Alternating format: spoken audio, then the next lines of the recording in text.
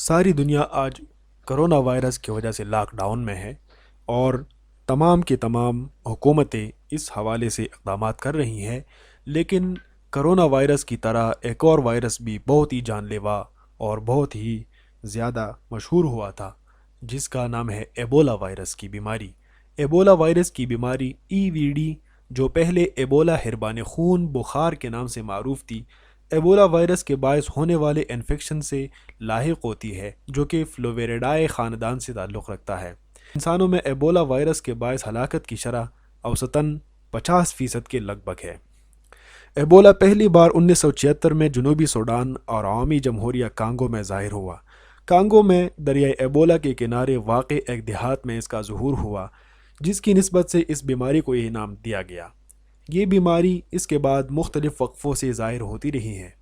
Ebola virus کی تصدیق شدہ کیس زیریں صحارائی افریقہ بشمول عوامی جمہوریہ کانگو، گیبون، جنوبی سوڈان، کوٹ ڈیلوائر، یوگنڈا اور کانگو میں رپورٹ ہو چکے ہیں۔ ایبولا وائرس کی جو وبا مارچ 2014 تا جنوری 2016 تک مغربی افریقہ میں نمودار ہوئی، وہ 1976 میں ایبولا وائرس کی دریافت کے بعد سے لے کر اب تک کی سب سے بڑی وبا ہے۔ اگست 2018 میں ایبولا وائرس عوامی جمہوریہ کانگو میں وبا کے طور پر پھیل گیا، جس میں اکتوبر 2019 تک 3000 سے زائد کیس رپورٹ ہوئے۔ ایبولا وائرس سے لگنے والی نہایت شدید قسم کی بیماری ہے، جس کو اکثر اچانک ہونے والے بخار، شدید کمزوری، پٹھوں کے درد، سر درد اور گلا خراب ہونے کی علامات کے ذریعے شناخت کیا جا سکتا ہے۔ ان علامات کے بعد قے، ڈائریا، جلدی رگڑ، گردے اور جگر کے افعال کی خرابی پیدا ہوتی ہے، اور بعض کیسوں میں جسم کی اندرونی یا بیرونی طرف خون بہنے کی علامات بھی آتی ہیں۔ ایبولا وائرس انسانی آبادی میں متاثرہ جانوروں کے خون، آلائش و اعضاء اور جسم کی دیگر رطوبتوں کے ساتھ قریبی ربط کے باعث داخل ہوتا ہے۔ بعض فروٹ بیٹس ایبولا وائرس کی فطری میزبان تصور کی جاتی ہیں۔ افریقہ میں برساتی جنگل میں بیمار یا مردہ پائے گئے متاثرہ بن مانسو، گوریلو، فروٹ بیٹس، بندروں، جنگلی آہوں اور خارپشت جانوروں کی دیکھ بھال کے دوران یہ انفیکشن لگنے کے کیس سامنے آئے ہیں۔ اس کے بعد آبادی میں اس وائرس کا پھیلاؤ ایک انسان سے دوسرے انسان تک اس انفیکشن کے باعث ہوتا ہے، جو کہ متاثرہ افراد کے جسم کے خون، رطوبات، اعضاء اور جسم کے دیگر موادات، جلد کے پھٹنے سے یا بذریعہ میوکس میمبرینز کو براہ راست چھونے کے نتیجے میں ظاہر ہوتا ہے، اور اس کی طرح کی رطوبتوں کے باعث آلودہ ماحول سے بالواسطہ تعلق کے باعث بھی یہ وائرس پھیل سکتا ہے۔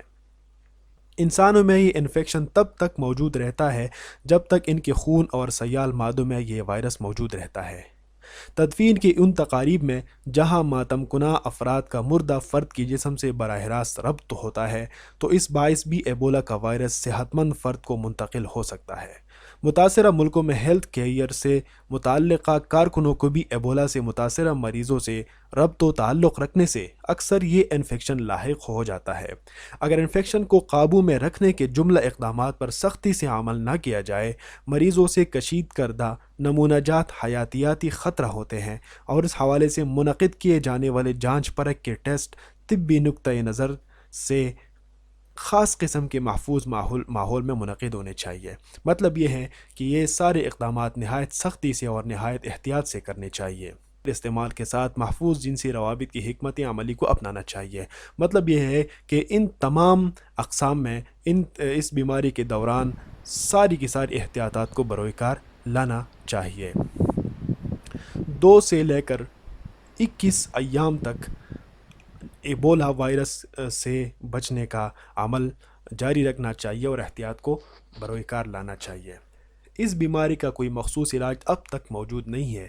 انفیکشن کو پھیلنے سے روکنے کے لیے مریضوں کو الگ تھلگ سے تمام سہولیات فراہم کرنے کی ضرورت ہوتی ہے۔ شدید نوعیت کی بیمار مریضوں کو انتہائی سخت نگہداشت کی ضرورت ہوتی ہے۔ مریضوں کو اکثر پانی کی کمی ہو جاتی ہے اور انہیں منہ کے ذریعے یا نلکیوں کے ذریعے مائع فراہم کر کے پانی کی کمی پوری کی جاتی ہے۔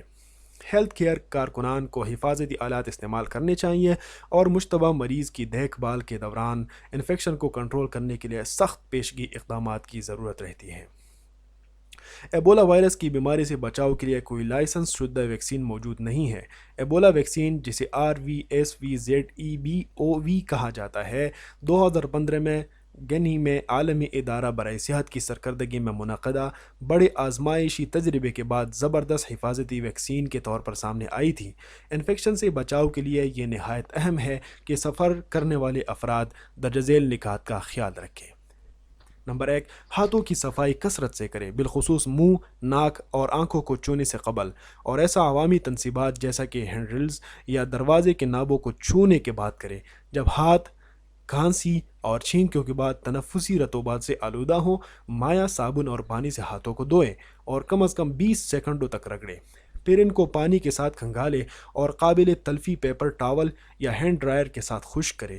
اگر ہاتھ دھونے کی سہولیات نہ ہو تو جب ہاتھ بظاہر آلودہ نہ ہو تو ایک مؤثر متبادل یہ ہے کہ انہیں 80 تا 70% الکحل ملے ہینڈ رب سے صاف کیا جائے۔ نمبر 2، بخار میں مبتلا یا بیمار افراد کے ساتھ قریبی ربط سے بچیں اور مریضوں کے خون اور جسمانی رطوبتوں سے خود کو دور رکھیں، بشمول ان اشیاء کے جو متاثرہ فرد کے خون یا جسمانی رطوبتوں سے آلودہ ہوں۔ نمبر 3، جانوروں کو چھونے سے گریز کریں۔ نمبر 4، استعمال سے قبل کھانے کو اچھی طرح پکائیں۔ نمبر 5، سفر کرنے والے افراد کو متاثرہ علاقوں سے پلٹنے کے 21 ایام کے اندر بیمار پڑنے کی صورت میں فوری طبی مشاورت طلب کرنی چاہیے اور ڈاکٹر کو اپنی حالیہ سفری سرگزشت سے مطلع کرنا چاہیے۔